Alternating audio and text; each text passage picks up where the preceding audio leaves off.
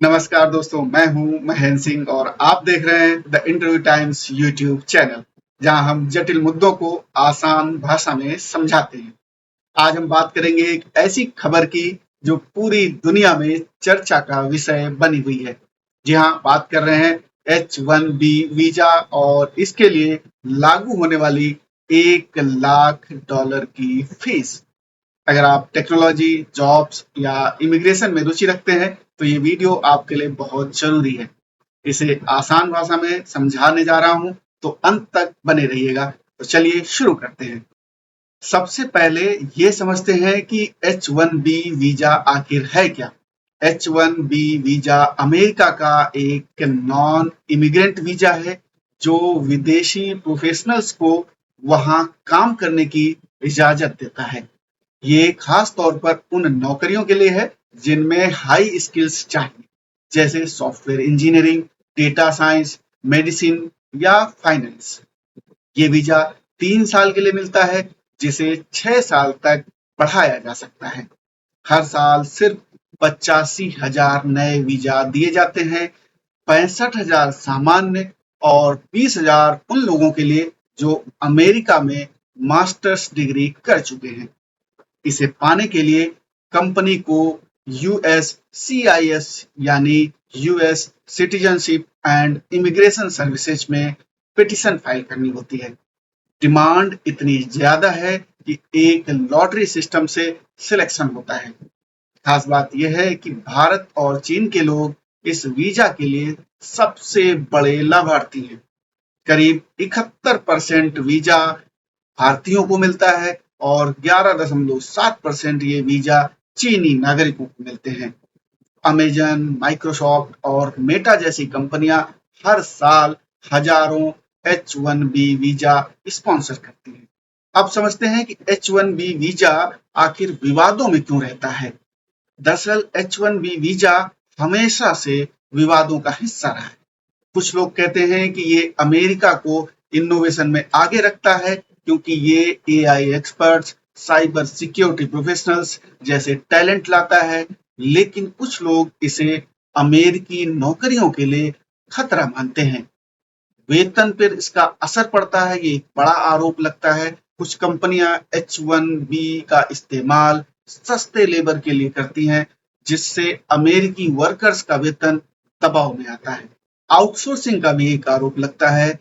Infosys, TCS जैसी कंपनियां H1B visa का इस्तेमाल ऑफशोर मॉडल के लिए करती हैं।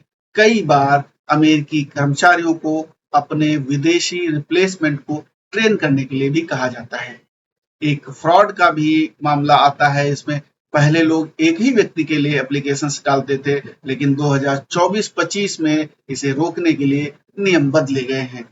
तो ये कुछ इस तरीके की जो विवाद हैं, इनके ऊपर होते रहते हैं। इस वीजा को लेकर के भारत चीन का जो फोकस है, उस पर भी बड़ा विवाद है, क्योंकि भारतीय और चीनी कर्मचारियों को सबसे ज्यादा संख्या में ये वीजा मिलता है और इसकी वजह से ग्रीन कार्ड में बैकलॉग है, जिसे लोग सालों तक वीजा के लिए अटके रहते हैं।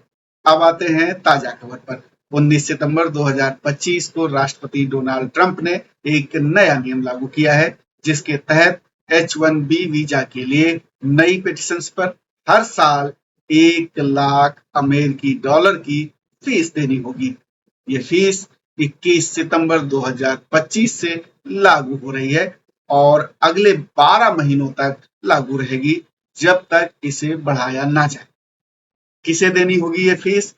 दरअसल ये सिर्फ उन लोगों पर लागू है जो अमेरिका के बाहर से नया H1B वीजा ले रहे हैं। मौजूदा H1B होल्डर्स को छूट है, लेकिन अगर वो 12 महीने से ज्यादा समय तक अमेरिका से बाहर रहते हैं, तो उन्हें भी दिक्कत हो सकती है। क्यों किया गया ये? आखिर बड़ा सवाल है कि सब ठीक चल रहा था, तो क्यों किया गया ये? ट्रंप प्रशासन का कहना है कि H1B का गलत इस्तेमाल हो रहा है।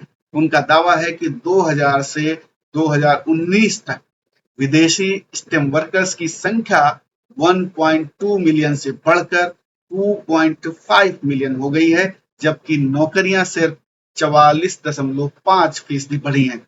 कुछ कंपनियों ने अमेरिकी वर्कर्स को निकालकर विदेशी कर्मचारियों को रखा है।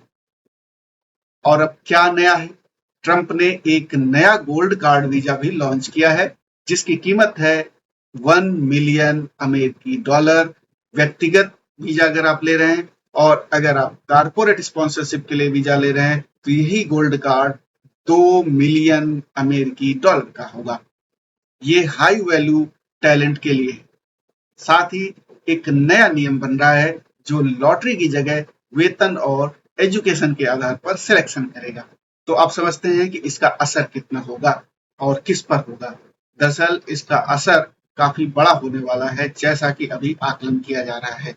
अमेरिकी कंपनियां जो बड़ी हैं, अमेजन, माइक्रोसॉफ्ट, मेटा जैसी कंपनियां, उनमें तो शायद इतना असर नहीं होगा क्योंकि वो इस फीस को वहन कर लेंगी। लेकिन जो छोटी कंपनियां हैं, जो स्टार्टअप्स हैं या जो भारतीय आईटी कंपनियां हैं, इन्फोसिस वगैरह, इन पर काफी असर पड़ेगा। इसके अलावा जो भारतीय प्रोफेशनल्स हैं उनको काफी झटका लगेगा। सोशल मीडिया पर तो लोग इसे इंडियन आईटी ड्रीम का अंत तक कह रहे हैं। कुछ लोग ये कह रहे हैं कि कनाडा और यूरोप की तरफ अब लोग जा सकते हैं। तो ये काफी बड़ा असर इसका देखने को मिल सकता है। इसके अलावा अमेरिकी स्टेम ग्रेजुएट्स को इसका फायदा हो सकता है, क्योंकि संभावना ये जताई जा रही है कि अब वेतन $1.5 लाख तक बढ़ सकता है।